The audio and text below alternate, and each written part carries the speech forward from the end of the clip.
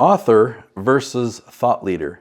People often assume that those are the same thing or that one leads to the other, but they don't. One of the biggest mistakes experts make is believing that writing a book will establish them as the authority in their industry. Unfortunately, that's not how it works. Books are incredibly valuable. Some of the books I've read are worth their weight in gold. The right book can change the way you think. It can change the way you lead. It can change your life. But a book doesn't create thought leadership. It amplifies it, right? If you're planning to write a book, or if you've already written one, and you aspire to impact the world through thought leadership, this episode is for you. Let me start by saying something important. I love books. I've got a big collection of them and I still grow that collection. And I love Audible. I've been subscribing to Audible for about a decade or more. Now, I'm not talking about anthology books where 20 different authors contribute to a chapter or a book that an AI quickly put together. I'm talking about a real book, a book where an expert pours years of experience into its pages, their lessons, their mistakes, their strategies, their biases, their stories, their hard-earned wisdom. Those books matter. And I've read books that are literally worth their weight in gold. So this isn't an argument against writing a book. It's about understanding what job the book actually does. Most experts I work with don't want to write a book because they want to become famous. They feel called to write it. They have a message that's really purpose-driven. It's a compelling mission for them. They genuinely believe that if people read their book, lives will change. Businesses will improve. Families will be strengthened. They want to leave something behind that will outlive them. And I love that. It lights me up. But many of those same experts also believe something else. They believe the book will establish their credibility, that it will generate clients, that it will create speaking opportunities, that once the book is finished, the business will naturally grow. And that's the part that I have a hard time with. I think that there's a much more important question. What if nobody reads your book? Think about that for a minute. You spent 2 years writing this book. You poured your heart into it. It's full of incredible insights and incredible value. But if nobody ever discovers it, right? What changed? Well, the book may still be brilliant, but without readers, it's little more than a glorified business card. Books only change lives when people actually read them. So that's why I say that books can amplify, but they don't establish. You can absolutely become a thought leader without writing a book. In fact, some of the best thought leaders I've met have never written one.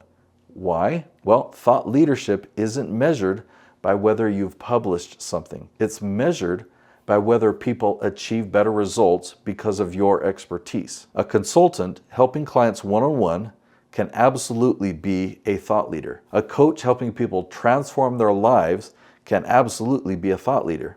A trainer, an educator, someone teaching online, all of those can be thought leaders. Thought leadership is about transformation, not publishing.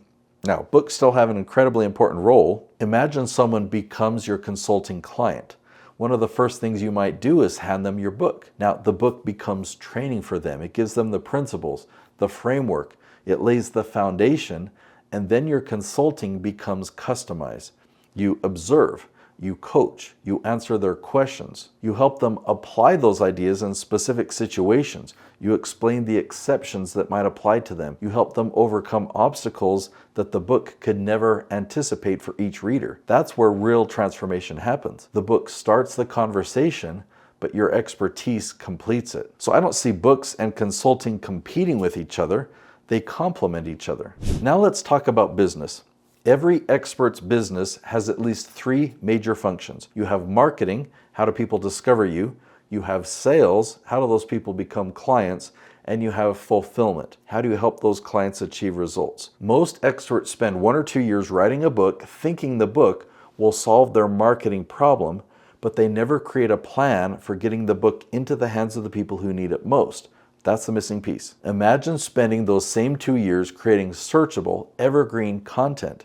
While you're writing the book, you're also answering the questions that your dream clients are already searching for. You're becoming discoverable. You're building trust. You're positioning yourself as the obvious authority. By the time your book launches, people already know who you are. In fact, I think writing searchable content before your book often makes the book better. You're hearing real questions. You're refining your language. You're discovering which explanations resonate. You're improving your messaging every week. So when you finally sit down to write, you're writing a better book than you would have written 2 years earlier. Now, let me ask you something. Would becoming a New York Times best-selling author be valuable? Well, absolutely. It would create credibility. That would open doors. It would lead to interviews, speaking opportunities, tremendous PR. I would love that. But if you asked me to choose, would I rather be a New York Times bestseller or the #1 search position for my category? I would choose category ownership every time, because if someone needs the exact expertise that I provide, and every time they search they found me, that's incredibly valuable. That's an incredible business.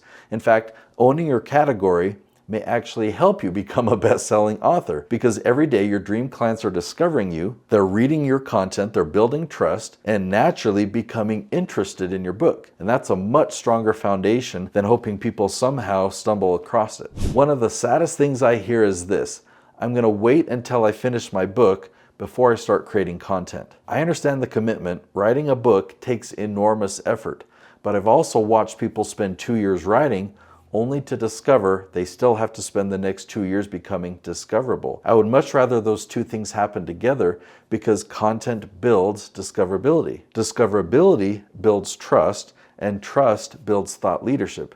And then your book amplifies everything that you've already built. To me, that's the difference between being an author and being a thought leader. A book is powerful, but it isn't the cause, it's the evidence. And it becomes exponentially more valuable when the right people are already looking for what you have to say. So if a book doesn't establish your authority, what does?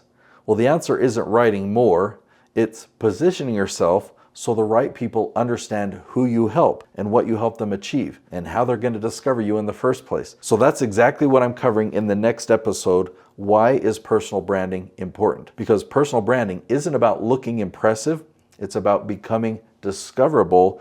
I'll see you in that next episode.